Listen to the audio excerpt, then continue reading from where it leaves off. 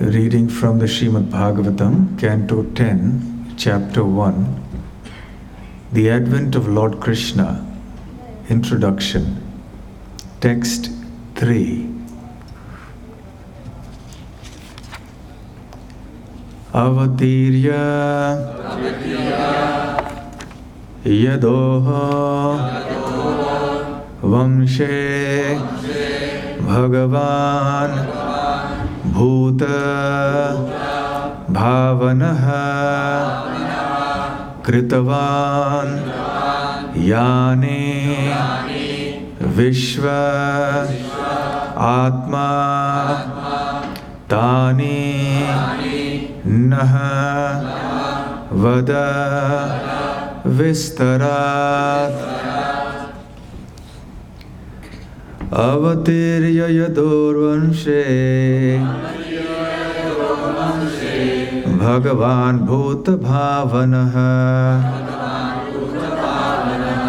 Kritavan Yani Vishvatma Tani no Vada Vistara Avatirya Yadorvanshe Bhagavan Bhuta Bhavanaha Kritavan Yani Vishvatma Tani no Vada Vistarat Avatirya Yadorvanshe Bhagavan Bhuta Bhavanaha Kritavan Yani Vishvatma Tani no Vada Vistarat. Translation and purport by His Divine Grace H.H Bhaktivedanta Swami Srila Prabhupada. The Super Soul, the Supreme Personality of Godhead, Sri Krishna, the cause of the cosmic manifestation, appeared in the dynasty of Yadu. Please tell me elaborately about his glorious activities and character from the beginning to the end of his life. Purport.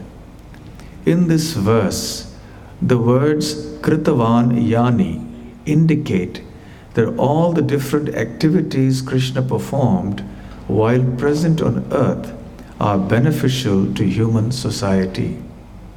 If religionists, philosophers, and people in general simply hear the activities of Krishna, they will be liberated. We have described several times that there are two kinds of Krishna Katha, represented by Bhagavad Gita, spoken personally by Krishna about himself, and Srimad Bhagavatam, spoken by Shukadev Goswami about the glories of Krishna. Anyone who becomes even slightly interested in Krishna Katha is liberated. Kirtanad eva Krishnasya mukta sangaha param vrajed. Srimad Bhagavatam, Canto 12, Chapter 3, Text 51. Simply by chanting or repeating Krishna Katha, one is liberated from the contamination of Kali Yuga. Chaitanya Mahaprabhu therefore advised, Yare dakho tare kaho Krishna Upadesh. Chaitanya Charitamrita Madhya Leela, Chapter 7, Text 128. This is the mission of Krishna consciousness, to hear about Krishna and thus be liberated from material bondage. Hare Krishna. A rather different experience being here in this large pandal compared to the small temple hall. But it's nice, on the occasion of Janmastami, we can all sit and comfortably hear Srimad Bhagavatam. Yesterday, we were discussing the last few verses of the Srimad Bhagavatam 9th Canto, Chapter 24, Krishna, the Supreme Personality of Godhead. We were in the last two verses actually. In these two verses, Shukadev Goswami actually summarizes all the pastimes of Krishna when he advented here about 5,000 years ago. He appeared in Mathura, immediately left for Vrindavan, performed many wonderful loving pastimes in Vrindavan. Then from there on, eventually went to Dwarka. He married many wives, begot hundreds of sons, performed sacrifices, lived the life of an ideal grihastha. And then when the time came to wind up his pastimes, he initiated a misunderstanding between the family members. Before that, of course, he spoke the Bhagavad Gita to Krishna on the battlefield of Kurukshetra.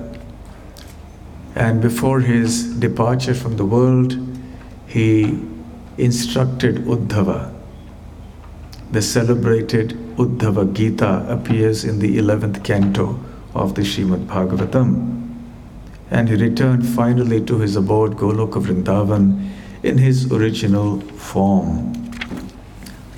In the purport to the previous verse, the second last verse of the 9th canto, chapter 24, Srila Prabhupada gives a very important reason, or the most important reason rather, for Krishna's advent into this material world. And I'll read that section of Srila Prabhupada's purport. Quote, "The real purpose of Krishna's appearance, however, was to manifest how one can take part in loving affairs with the Supreme Personality of Godhead. Reciprocations of loving affairs in ecstasy are possible only in Vrindavan. Therefore, just after his appearance as the son of Vasudeva, the Lord immediately left for Vrindavan. In Vrindavan, the Lord not only took part in loving affairs with his father and mother, the gopis and the cowherd boys, but also gave liberation to many demons by killing them." So very interesting, unquote. So very interesting purport by Srila Prabhupada here. What is the real reason for Krishna's advent? Yes, in the Bhagavad Gita, Krishna does say, "Paritranaya sadhunam vinashaya cha dushkritam dharma sansthapanarthaya sambhavam yuge yuge." I descend for three purposes: for rescuing or saving or protecting the devotees, the sadhus. I come here for destroying the miscreants, vinashaya cha dushkritam, and for establishing dharma, dharma sansthapanarthaya, sambhavami yuge yuge. So in every yuga, I advent for these three purposes. Yes, of course, that is true. Krishna always speaks the truth. In one lecture, Srila Prabhupada mentions, Krishna does not descend into this world to speak lies. So whatever he speaks is the truth. So when he speaks, when he says that he descends for these three purposes, it is of course very true. Yesterday we were reading from an earlier verse of the 24th chapter of the 9th canto, in which Shukadev Goswami explains that the real purpose for Krishna's advent is his mercy, his compassion. He wants to bestow his mercy upon all the conditioned souls of this world. In fact, the entire material world is created for this purpose, so that the rebellious living entities who have wanted to be independent of Krishna, who wanted to be false enjoyers in separation from Krishna, could somehow or the other be brought back to their right senses, that their deviant mentality could be corrected, rectified, and then they could be brought to the spiritual world, which is the real home of the spirit soul. So here then we have 4 reasons for Krishna's advent. And here Krishna is giving another reason, which is of course connected to the first 4. It is a part of the first 4, but still it highlights a very special feature, almost like an internal reason for Krishna's advent into this world. And that is, I'll read that sentence again. The real purpose of Krishna's appearance, however, was to manifest how one can take part in loving affairs with the Supreme Personality of Godhead. In other words, Krishna's advent in this world is for the purpose of inviting all of us to participate in his loving pastimes. This is actually Krishna's purpose for adventing. And what kind of pastimes is Krishna specifically inviting us to? He performs a variety of pastimes. He speaks Bhagavad Gita, he goes to Hastinapur and Indraprastha, spends times with the Pandavas, he spends time in Dwarka with his dear associates there. He goes to many other places and meets many other devotees. In his various innumerable incarnations, he performs so many pastimes and bestows his mercy on so many different types of devotees. So which type of loving affairs with the Lord is Srila Prabhupada referring to here? In the very next sentence, he clarifies that. He reveals that, the answer to that.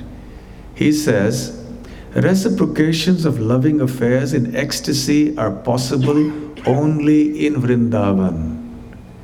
Therefore, the purpose for Krishna's advent, really speaking, the essential purpose, the most intimate or the ultimate purpose for Krishna's advent is to give us a chance to enter into Vrindavan. So we can all participate, we can first hear about, understand, and eventually enter into Krishna's pastimes in Vrindavan. Now the question is sometimes asked by devotees or by anyone.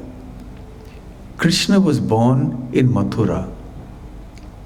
Why did he make an arrangement for himself to be transferred to Vrindavan? Why did he not just perform his pastimes in Mathura? And Srila Prabhupada again answers that.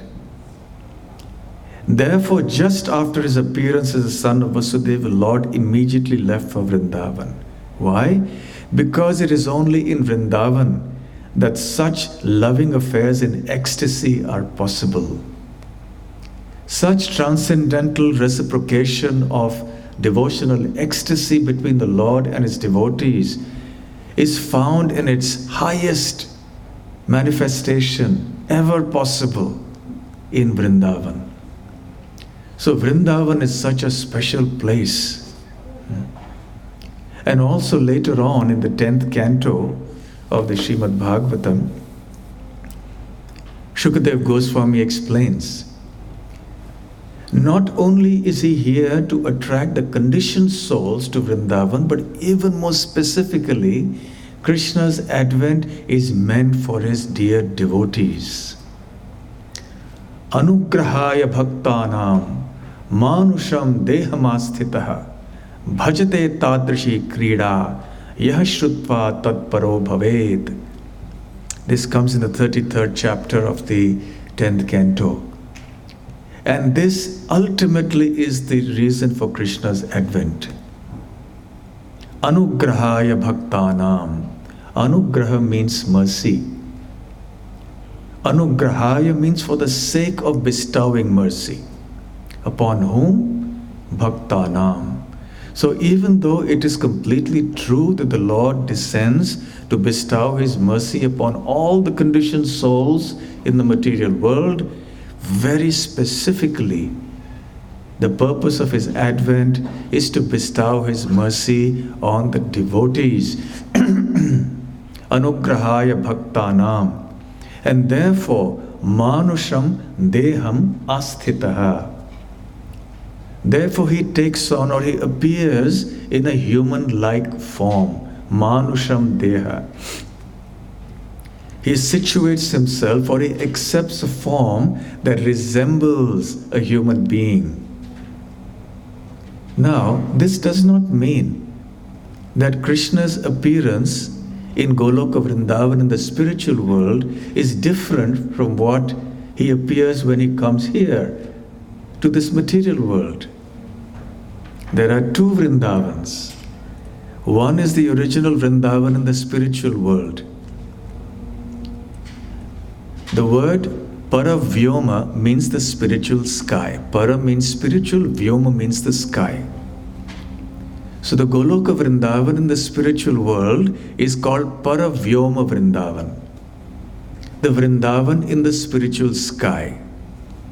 In order to distinguish it from the Vrindavan that appears here in the material world, which is called Bhauma Vrindavan. The word Bhauma comes from the word Bhumi, or the earth. Now, both these Vrindavans are the same. There is no difference between these two Vrindavans. Nevertheless, in order that we understand clearly and we distinguish between the two, the words Paravyoma and Bhauma are utilized. So, when Krishna comes here and he performs pastime in Bhauma Vrindavan, he comes in his self-same original transcendental form, Satchidananda Vigraha. Srila Prabhupada explains in several purports that this is Narakriti. Nara Akriti. Akriti means a form. Nara means a human. So his original form very much resembles a human being. Or rather, we should put it the other way around. The form of the human being resembles the form of Krishna. So Krishna's original form is exactly as we see him in Bhauma Vrindavan. He has two arms, he has two legs, he has a nose and ears and eyes and lips exactly like a human being. But he's never a human being. He's always the Supreme Personality of Godhead. He only appears like a human being. When he appears in the society of animals, he appears like an animal. When he appears in the society of the aquatics, he appears like a fish, as he did during the Matsya incarnation. Similarly, when he appears in the society of humans, he not only appears like a human, but he also acts like an ordinary human. But at no time is he a human. He is always the Supreme Personality of Godhead. Srila Jiva Goswami comments in this regard that actually it is only out of his kindness, it is out of his mercy that Krishna descends into this material world in his original two-armed form that appears so human-like. He appears in a way that we can all see him with our ordinary senses. But we should not think that because he looks like us, he's one of us. He acts like he's one of us because that gives him and his devotees transcendental pleasure. Therefore, in the verse that I just quoted, Tadrishi bhajate tadrishi krida, it means that he enjoys such transcendental pastimes which are very human-like. And therefore, these pastimes become very charming, very enchanting, because the Almighty, all-powerful, omniscient, omnipresent, omnipotent, Supreme Personality of Godhead acts like such an ordinary human being. So the contrast is so great that it evokes a sensation or a feeling of charm or enchantment or wonder in a devotee's heart. We all have heard the two words rasa and tattva. Tattva means truth. Rasa means a kind of mellow. in relationships. So in Tattva or in truth, Krishna is always the Supreme Lord, the origin of everything. But in Rasa, he doesn't enjoy playing the Lord. In Rasa, he likes to be like an ordinary cowherd boy who is extraordinarily charming and beautiful. So the contrast between the Rasa and the Tattva is significant. Because Krishna does not like to act as God, he likes to act as an ordinary human or an ordinary cowherd boy. So the greater the contrast between the Rasa and the Tattva, the more enchanting and wonderful the pastimes become. And these pastimes, this contrast becomes the greatest in Vrindavan. In Vaikuntha, he is in his four-armed form. But that apart, even if he had, let's say for argument's sake, a two-armed form in Vaikuntha, there is still the sense of him being the Supreme Lord. So therefore the residents of Vaikuntha, they are pure devotees, but in their love for him, they have that sense of awe and reverence. They have that awareness of Krishna's or Vishnu's godhood. So therefore, the contrast between the Rasa and Tattva is not that great. The contrast increases a little bit when it comes to Dwarka. It further increases a little bit in Mathura, and it is maximally present in Vrindavan. Because Krishna's activities in Vrindavan are so, at least from an external or apparent point of view, so distant from his ontological position as a Supreme Lord, that is what makes it very, very charming. Srila Vishwanath Chakravarti Thakur explains in his comments in various places that the fact that Krishna played like a child and he stole butter and he cried, etc., is not significant because he stole butter and because he cried like a child. Because after all, even ordinary children cry. Ordinary children may steal things. But what makes it especially charming is that he's doing these things despite the fact that he is the Supreme Lord. Despite the fact that he is Shadaishwarya Sampanna, which means he is endowed with all the six opulences and completeness and perfection, still he acts like an ordinary child. Bhajate tadrishi krida. This is the purport of the statement, that he comes and enacts beautiful pastimes in human society. Yashrutva, upon hearing which, tat paro bhaved, one will become automatically devoted to him. One's love for him will increase exponentially. Because the pastimes of Vrindavan, something has changed? Sound has changed? You find it too much? It's okay? All right. Where was I? Yes. So when we hear about these pastimes of Vrindavan especially, it very naturally and spontaneously evokes devotion for the Supreme Lord.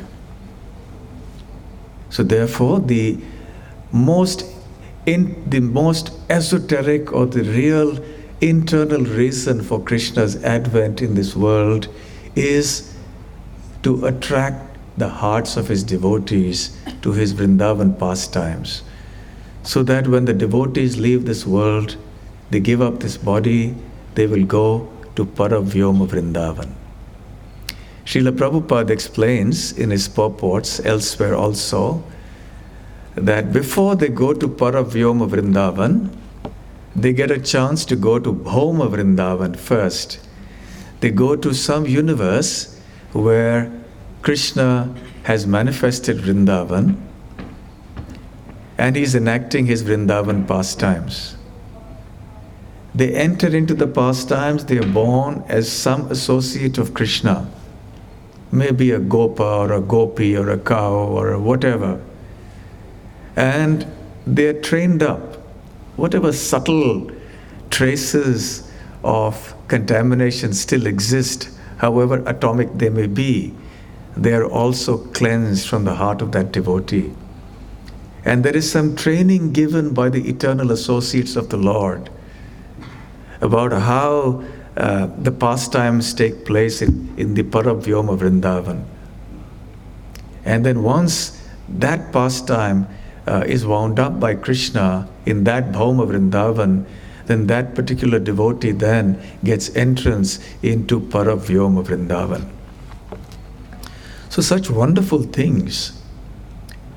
So the appearance day of Krishna should spark off in our minds a sense of wonder about Krishna's beautiful pastimes and make us more attracted to him and induce us to hear about these pastimes even more. Srila Prabhupada mentions here that not only does Krishna engage in loving pastimes with his mother and father and the gopis and the cows, but he also engages with the demons.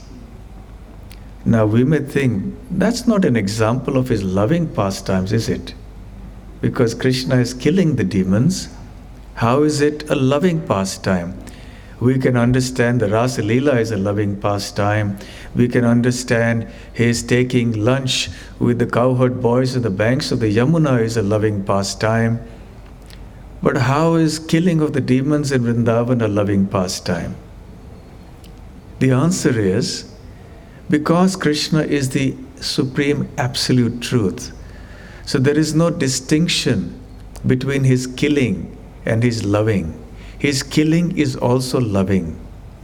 It is also an expression of his love and compassion. Because those demons who were killed by Krishna in Vrindavan, they all go back to Goloka Vrindavan. And generally, when the Supreme Lord kills demons, when Krishna kills demons elsewhere, it is likely, or it more often than not happens, that they merge into the impersonal Brahmajyoti. Sometimes they may go to Vaikuntha and get personal forms as well. But in Krishna, in Vrindavan, we see that the demons actually get a form in Goloka Vrindavan, like Putana got. She got the position of a nurse, like a mother in Goloka Vrindavan. So this is the exceptional feature of Vrindavan. And Shukadev Goswami winds up the 9th canto by speaking about how Krishna eventually reaches or goes back to the spiritual world. And now he has set the stage, so to speak, for the 9th canto, for the 10th canto to begin. And the first chapter of the 10th canto is entitled The Advent of Lord Krishna, Introduction. The chapter opens with Parikshit Maharaj continuing his inquiry about the Moon Dynasty and the Sun Dynasty to Shukadev Goswami. As we mentioned yesterday in the beginning, there are 2 Kshatriya families, dynasties, one from the sun god, the other from the moon god. And as Prabhupada explains in the purport to the first verse here, that both these dynasties are glorious because they are filled with many, many kings who are saintly, Raj Rishis, very powerful kings who are also exalted devotees of the Lord. So therefore Parikshit Maharaj appreciates both of them. And in the first verse he begins and says, "My dear Lord, you have elaborately described the dynasties of both the moon god and the sun god, with the exalted and wonderful character of their kings. So he's definitely happy to hear about both these dynasties. As Vishwanath Chakravarti Thakur has explained, that even though the dynasty of Swayambhuva Manu was explained by Shukadev Goswami from the 4th canto onwards, it is not till in the narration of the descendants of the Surya Vamsha, the solar dynasty, when Lord Ram's pastimes are described, that actually there is more and more sweetness. And when Krishna's pastimes come, then there is even more sweetness. And the sweetness culminates to its ultimate perfection in the pastimes of Krishna in Vrindavan. So even though Parikshit Maharaj has appreciated the pastimes of both the dynasties, he specifically is keen about the Moon dynasty, the Somavansha, because it is Krishna who appears in this dynasty. So Parikshit Maharaj is now prodding Shukadev Goswami to tell more about the Moon dynasty because Krishna appears there. You see, in this world, when a person is born in a very famous family, then that person becomes famous because of that family. Yeah, let's say a famous, business family like the Rothschild or the Rockefeller, whatever, some big families. He says someone is a Rothschild. Oh, he's a Rothschild, okay. If someone comes in here from the Rothschild family, oh, someone from the Rothschild family has come here. So the person becomes famous because of the dynasty. So when Krishna appears in the Yadava dynasty, the Yadu dynasty, it's the other way around. It's the Yadu dynasty that becomes famous because Krishna has appeared in that dynasty.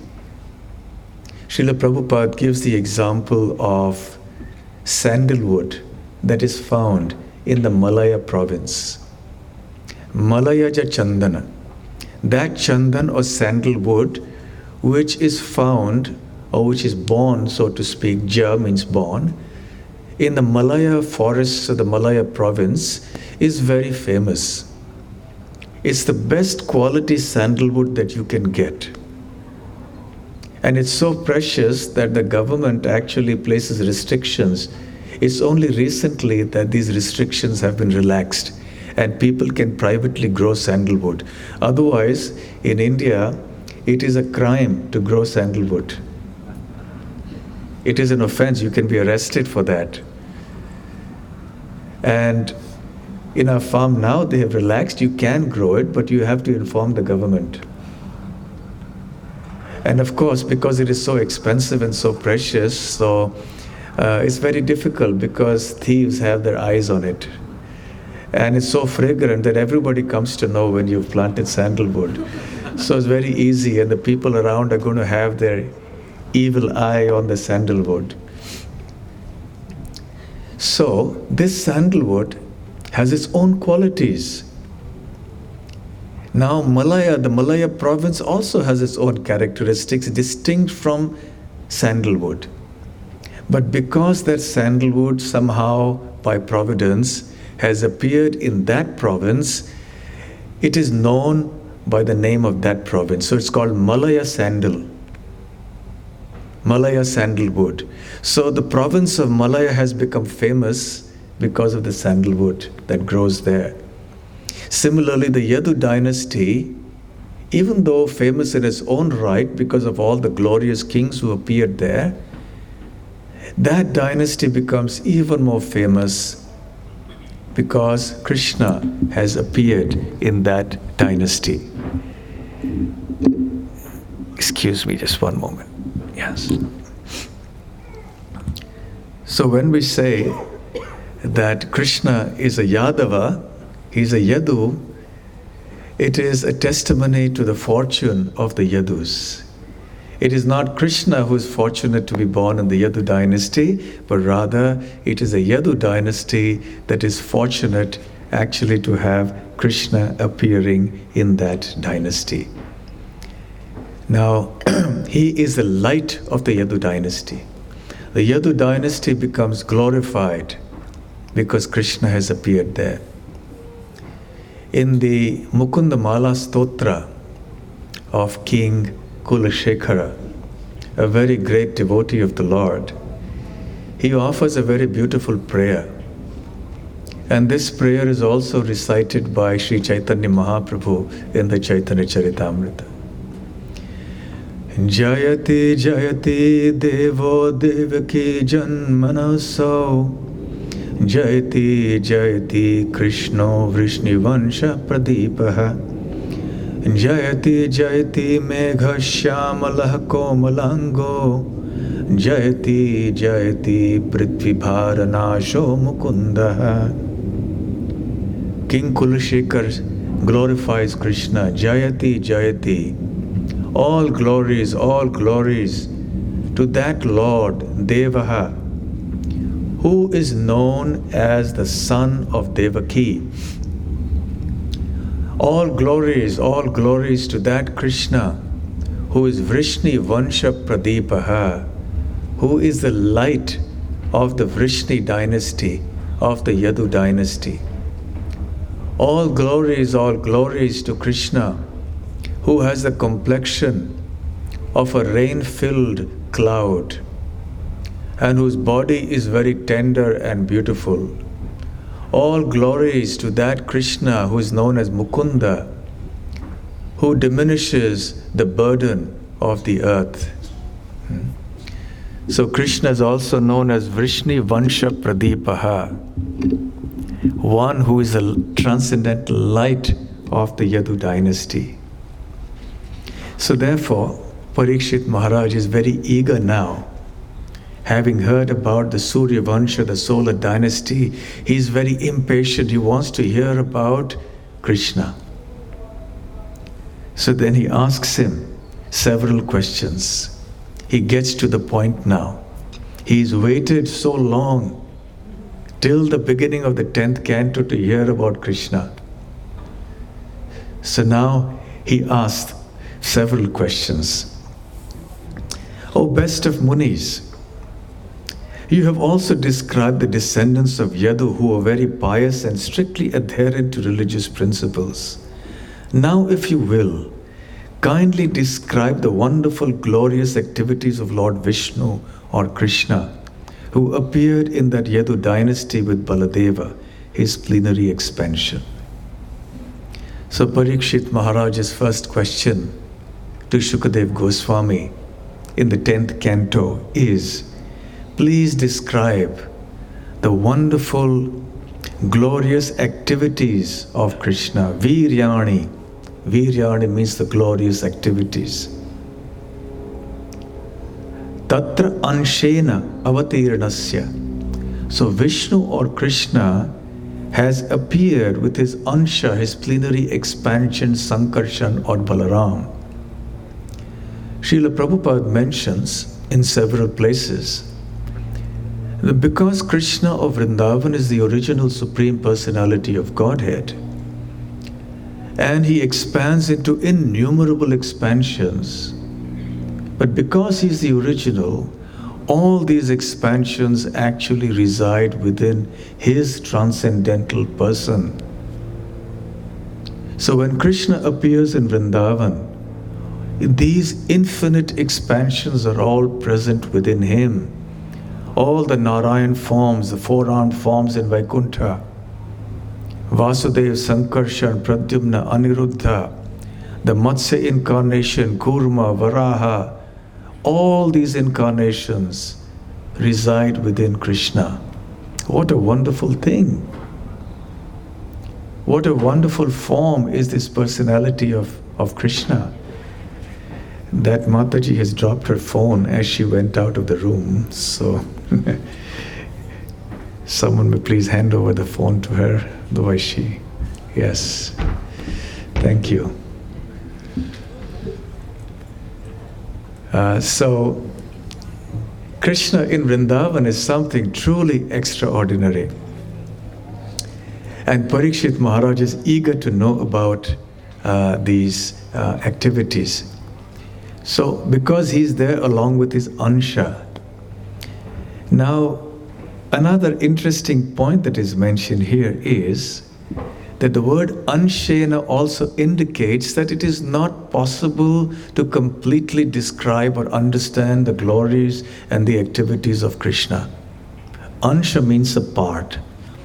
So Parikshit Maharaj understood that even though Shukadev Goswami was such an exalted Paramahamsa devotee, nevertheless, it would not be possible for him to describe the glories of Krishna in Purna. Purna means completeness. He would have to describe it Anshena, just partially. That's another interesting point Srila Prabhupada makes in the purport here. And then we come to the verse that we just recited today. And I'll only repeat the last line of this purport. This is the mission of Krishna consciousness, to hear about Krishna and thus be liberated from material bondage. Now that's an important statement. It's almost like a mission statement for us. I repeat, this is the mission of Krishna consciousness, to hear about Krishna and thus be liberated from material bondage. So it is very important for us to keep focus on this one sentence, that the mission of our Krishna consciousness movement is to hear about Krishna. And of course, to enable others to hear about Krishna. But if we don't hear about Krishna, how will we enable others to hear about Krishna? When Srila Prabhupada encouraged his devotees to distribute books, he also told them, you must also read these books. Because if someone asks you, what's in this book? And you say, well, I don't know. I'm distributing the books, but I haven't read them. That's not going to create a good impression. So our single most important function in this movement is to hear about Krishna. And whatever be our service, we may be book distributors or pujaris or cooks or managers or whatever we may be, we're all serving Krishna in different ways.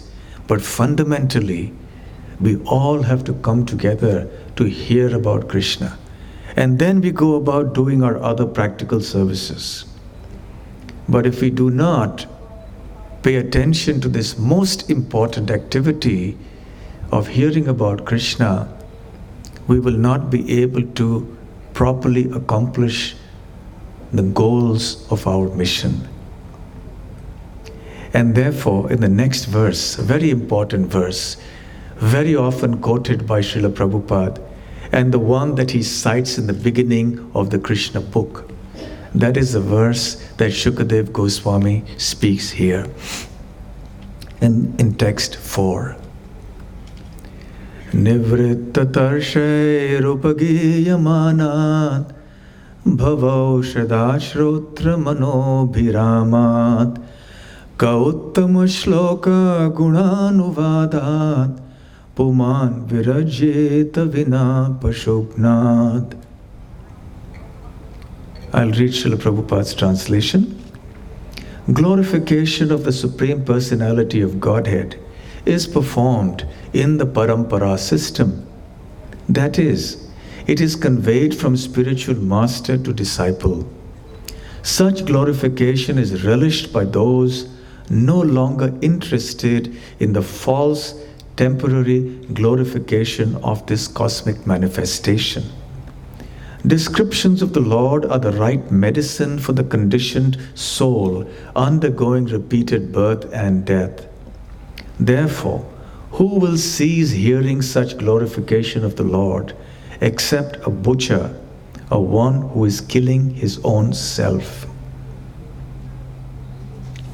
When we read Srila Prabhupada's books, one can gauge the importance of a particular verse not only by how often Srila Prabhupada has cited or quoted or recited that verse himself in his lectures and books, but we can also gauge its importance by how long the purport is to that particular verse. Because Prabhupada deems it important enough to elaborately expound on the meanings and the intricacies of that verse. So this verse also has a very long purport. 1, 2, 3, 4, 4.5 pages of purport. And I just want to summarize the main points of this purport. The first thing that Srila Prabhupada talks about is, yes, it is important to recite Krishna Katha, and it is important to hear Krishna Katha. So the hearing and chanting, Shravanam Kirtanam of Krishna Katha is vital to our spiritual development, vital to the very purpose of our life.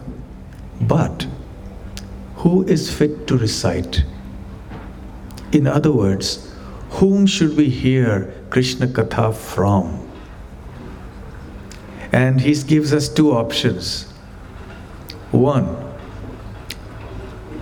if we hear the glories of the Supreme Personality of Godhead from liberated persons, this hearing will certainly free us from the bondage of material activities. Now we may say, well, who's a liberated person? That's another big question. So later he clarifies, he has mentioned in the translation itself the parampara system. Even if one is situated in the parampara system and is not personally liberated, but if one sincerely repeats the words of the previous acharyas, one does not concoct anything, one does not present things that are not intended by the previous acharyas. And if one is sincerely following the teachings of the previous acharyas, then one is also eligible to recite the pastimes of the Lord. And then one can hear from such a devotee of the Lord. But then he gives us a second option. He says there are people who hear Krishna Katha from people who are not really devotees of the Lord, but they are professional reciters. And on numerous occasions, Srila Prabhupada cautions us that one should not hear from professional reciters. Many of them are very charismatic, very eloquent, very learned and scholarly. And they also have much musical accompaniment in their singing. So overall, it's very attractive to someone who seeks some kind of piety or perhaps some pious entertainment, or even maybe devotional entertainment. But unless one is in the parampara system, unless one is sincerely following the teachings of the parampara in one's life, unless one is repeating the words of the previous acharyas, such Krishna Katha will not have effect. Therefore, Prabhupada quotes the verse from the Puranas, the Padma Purana, Vaishnava Mukhodgirnam Putam Hari Kathamritam Shravanam Naiva Kartavyam Sarpochishtam Yathapayaha. Just as milk is very nourishing to the human body, good for the body, good for the brain, good for spiritual life, filled with nutrients and vitamins, etc. But if that milk is touched by the lips of a poisonous serpent, it will have a poisonous effect for one who drinks that milk. Similarly, Krishna Katha is very pure, very potent. But if that potent, pure Krishna Katha is spoken by a person who is a professional reciter, who is not repeating the words of the previous acharyas, then that Krishna Katha will have poisonous effect on the minds of the listener. So the question may be asked, who is a devotee? when it comes to qualification for recitation, who is a devotee? Because after all, a professional reciter will also claim that he is a devotee. And they may be devotee of sorts. But are they the kind of devotee that we want to hear from? So the important question arises, who is a devotee? And Srila Prabhupada answers that here in the purport. He says, quote, "A devotee is one who has no other motive for reciting Bhagavad Gita and Srimad Bhagavatam than to serve the Lord." Unquote. This is Srila Prabhupada's definition of a devotee reciter. Such a reciter has no other purpose than to serve the Lord and to please Him. A genuine devotee reciter will not do so for the sake of earning some money or gaining some reputation and some name and fame and gaining followers and so on and so forth. So if there is that contamination in the consciousness of the reciter, it will not produce a proper effect on the minds of the listeners. So therefore one must hear from devotees who are coming in the proper disciplic succession. And as quoted by Shukadev Goswami here, Nivritta Tarshair. Nivritta means released from. Tarshair refers to the word Trishna. In Sanskrit, the word Trishna actually means thirst. Thirst for water, generally.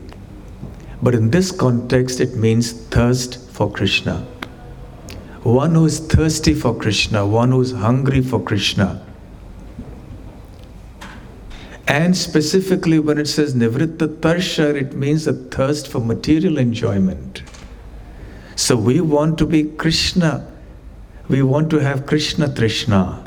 We want to have thirst and hunger for Krishna.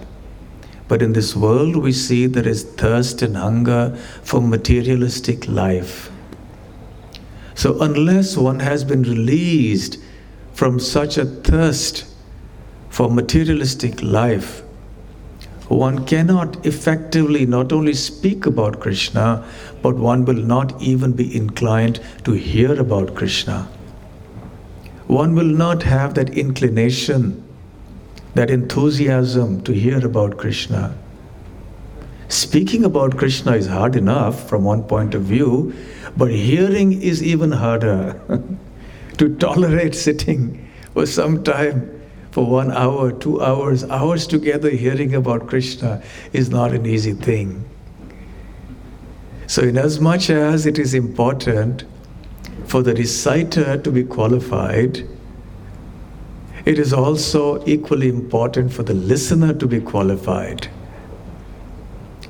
And Srila Prabhupada mentions here that the ideal combination of the listener and the hearer of Krishna Katha are Shukadev Goswami and King Parikshit. Shukadev Goswami was a perfect reciter.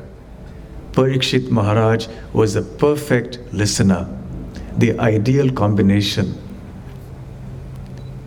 So the question arises, okay, we've talked about who will be the ideal reciter. What are the qualifications for one who should be the ideal hearer or listener? Prabhupada mentions in the purport that almost anyone suffering from the threefold miseries of material existence will desire to hear the glories of the Lord. Which means basically everyone. Because everyone is suffering the pangs of material existence. However, Prabhupada continues to say, two classes of men, however, will never be interested in hearing the message of Bhagavad Gita and Srimad Bhagavatam. Those who are determined to commit suicide and those determined to kill cows and other animals for the satisfaction of their own tongues. And the words used here are Pashugna. Puman virajeta vina pashugnat. Who will not hear the messages of Krishna except one who is a Pashugna. Pashu means an animal, and Gna means to destroy, one who destroys. So Srila Prabhupada gives an interesting thing, that Pashugna in the literal sense means one who kills the animals. That's easy enough to understand. What about committing suicide? What is this all about? So we'll come to that in a few moments. So Prabhupada says, one who is a butcher, one who kills animals, and specifically the cows, will become so hard-hearted that he or she will become disinclined to hear about Krishna. That enthusiasm and interest will just not arise. Srila Prabhupada says here, Pashugna means butcher. So that's why we find that there is so much disinterest in hearing about Krishna. Therefore, the kind of life we lead, the kind of food we eat, has such an important bearing on our consciousness and on the kind of subjects that we are inclined to hear about. So by killing cows, we perform such a heinous, grave sin and offense that it deprives us of the greatest benefit of life, which is the inclination to hear about Krishna. That very propensity and urge to want to know about Krishna is destroyed because we kill animals, we kill cows specifically. On the other hand, if we protect cows and keep them happy, the whole human society will be happy. Srila Prabhupada mentions in one purport, if the human society simply keeps cows and bulls joyful, the whole human society will also be happy and joyful. But unfortunately, the human society does not know this secret. It is not such a secret, it's there in the scriptures. So when one protects cows and keeps them happy, the cows happily give milk profusely. And because that cow has given milk very happily, the milk is not only delicious, but it's also very potent. And it can create a kind of a spiritual inclination. It purifies the tissues of the brain, Prabhupada says. And one becomes more inclined to hearing about Krishna. So therefore, a Pashugna, one who kills cows, will not be inclined to hearing about Krishna. Now we may say, well, what about those who kill cows but still drink milk? The point is that that milk is not going to be something useful for us. Yes? It's milk that is coming from a dairy industry that is based on cruelty and slaughter. That milk is coming from cows who are not happy, who are not being looked after. How can that cow have the kind of potency that a happy cow would have? The second thing that Srila Prabhupada says here is committing suicide.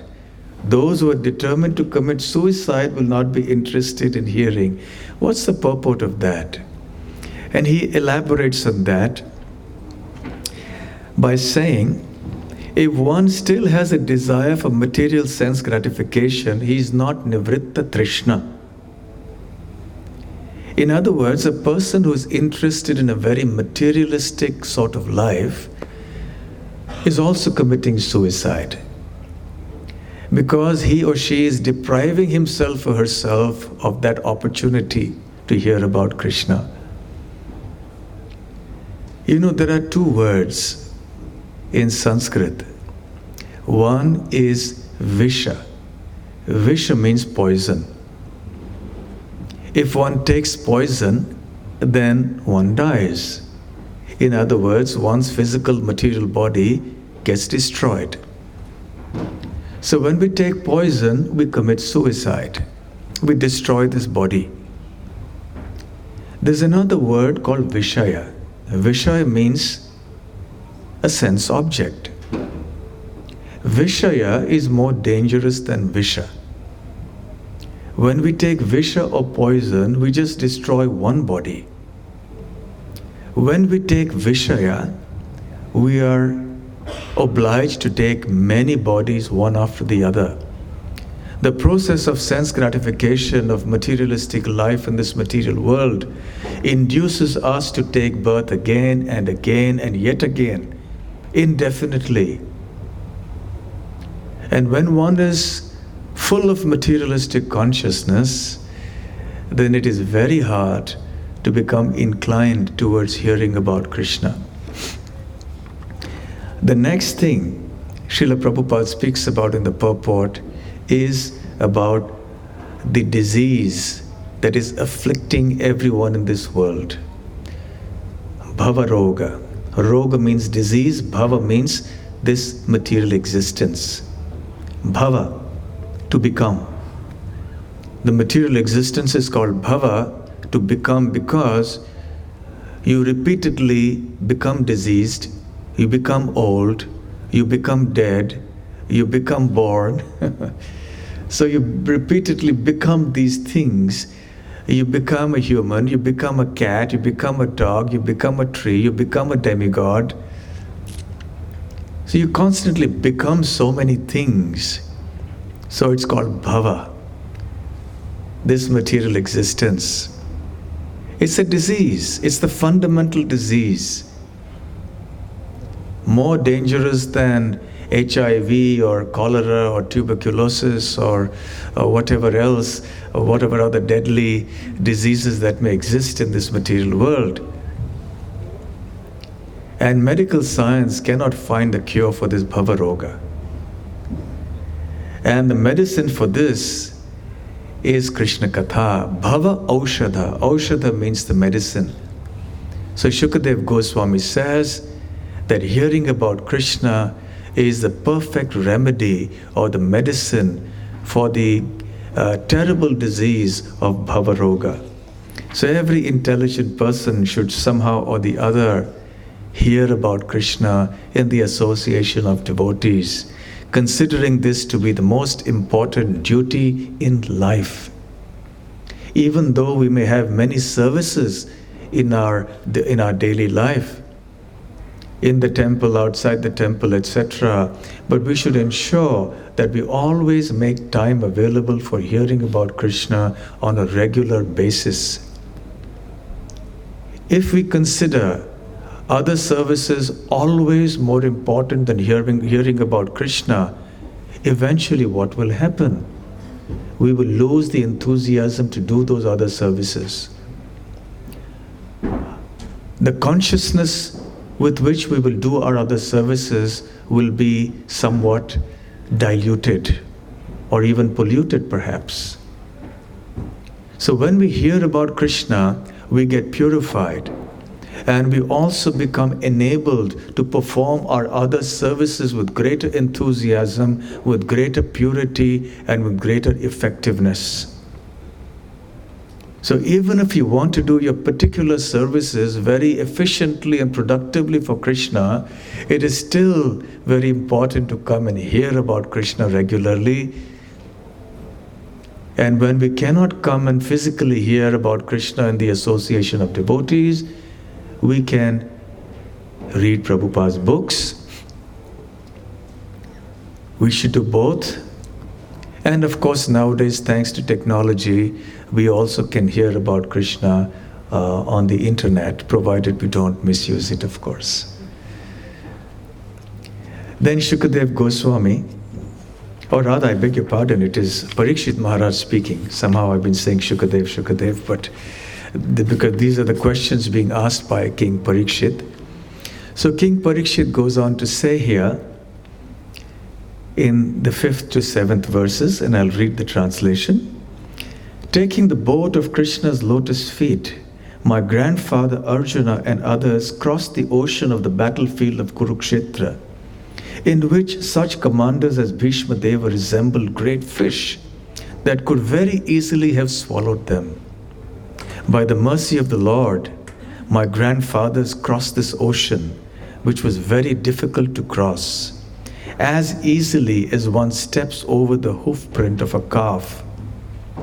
Because my mother surrendered unto Lord Krishna's lotus feet, the Lord, Sudarshan Chakra in hand, entered her womb and saved my body, the body of the last remaining descendant of the Kurus and the Pandavas, which was almost destroyed by the fiery weapon of Ashwatthama.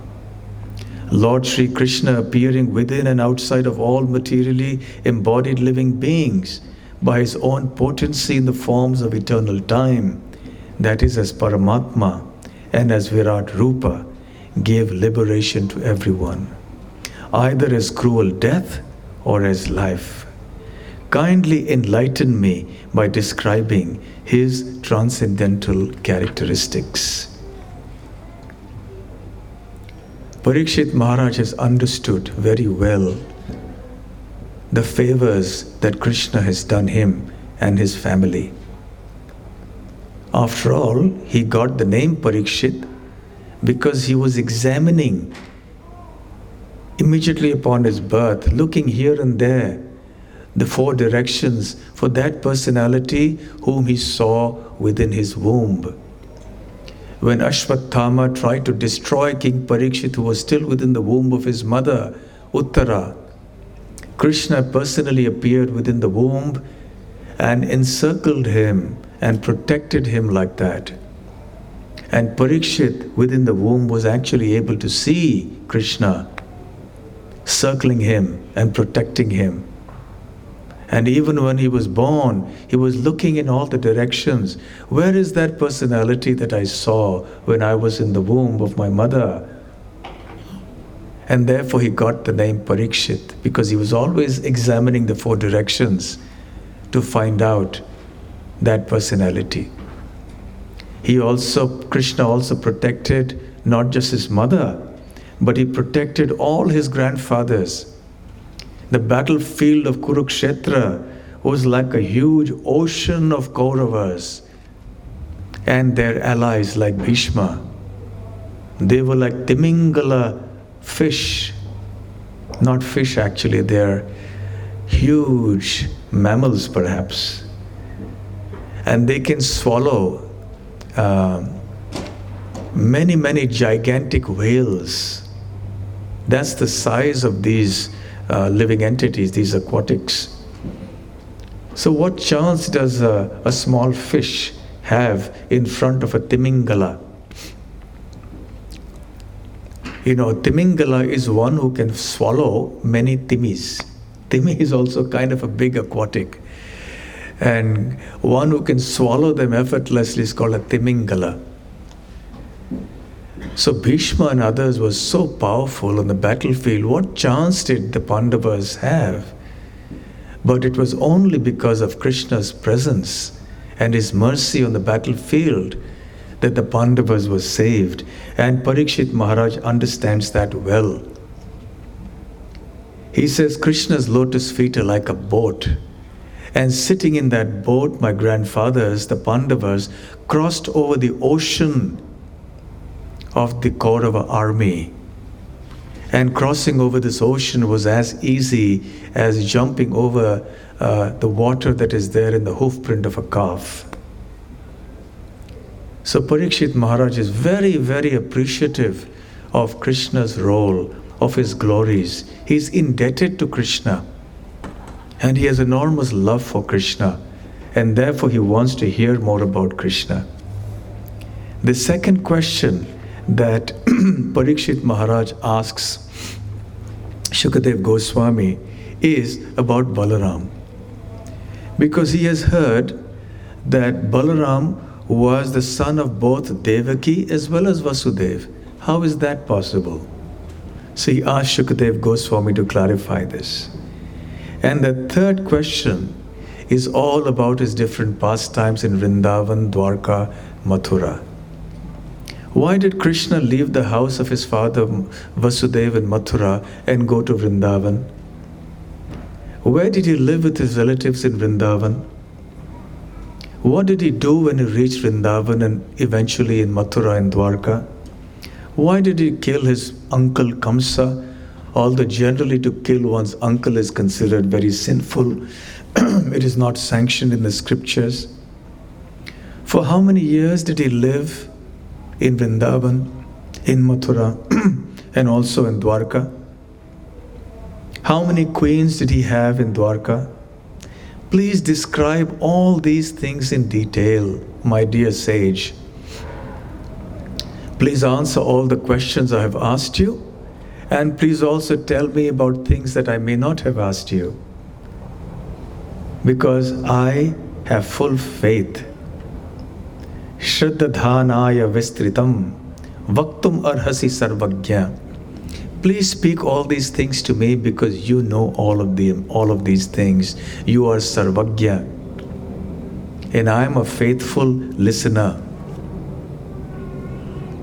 So Parikshit Maharaj emphasizes that faith is something very important in our hearing about Krishna's pastimes. And therefore he is very eager.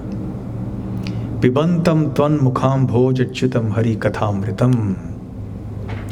Because of my vow unto the verge of death, I have given up even drinking water. Yet, because I am drinking the nectar of topics about Krishna, which is flowing from the lotus mouth of your Lordship, my hunger and thirst, which are extremely difficult to bear, cannot hinder me. Parikshit Maharaj had taken a vow to fast unto death, of fasting from water, fasting from food. And he remembered very well at this time the big blunder he had made when he was previously thirsty. What had he done? He was going through the forest. His throat was parched with thirst. And he came to the ashram of Shamika Rishi. He wanted water, but the great sage was absorbed in meditation. He did not notice King Parikshit entering, and therefore he did not offer hospitality to the king. The king was angry. He picked up a dead snake and placed it around the neck of the sage like a garland. And then, of course, he was cursed. Parikshit Maharaj was thirsty then, and he was thirsty now. Remember, we have reached the 10th canto. So he had heard the first 9 cantos. So several days had already elapsed without food, without water. So we can understand he must have been really thirsty. He must have been really hungry. But he remembered, I can't make the mistake I did last time. So I will not let my thirst bother me now. When we are thirsty and hungry, we do become agitated. A hungry person can well become an angry person also. That happened to Parikshit Maharaj. But Parikshit Maharaj has learnt his lesson. Now I cannot afford to make that same mistake. I will not let my thirst and hunger agitate my mind and distract me from Krishna Katha. So I will hear this with attention. And just in case Shukadev Goswami were to doubt his capacity to hear because of the fasting, Parikshit Maharaj is reassuring him here. Oh my dear sage, please do not think that I am a king, I am a royal person, I have been used to all kinds of luxuries in life, and I may not be able to tolerate the pangs of hunger and thirst. I may get very distracted.